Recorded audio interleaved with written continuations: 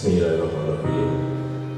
Assalamualaikum warahmatullahi wabarakatuh. Inna lillahi wa inna ilaihi raji'un. Inna lillahi wa inna ilaihi raji'un.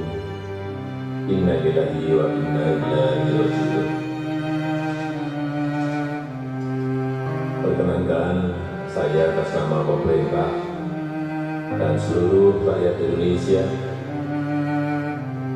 menyampaikan bela sungkawa yang sedalam-dalamnya atas berpulangnya rahmatullah Ibu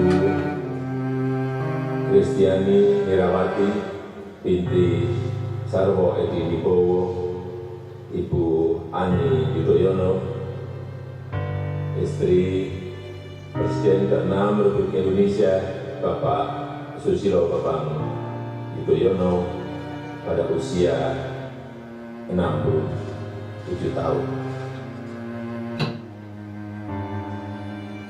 Saya mengajak seluruh rakyat Indonesia untuk bersama-sama berdoa bagi almarhumah.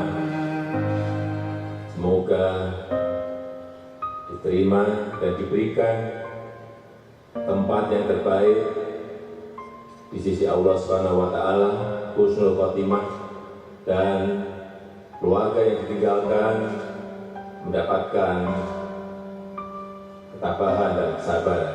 Amin ya rabbal alamin. Demikian yang bisa saya sampaikan. Terima kasih. Wassalamualaikum warahmatullahi wabarakatuh.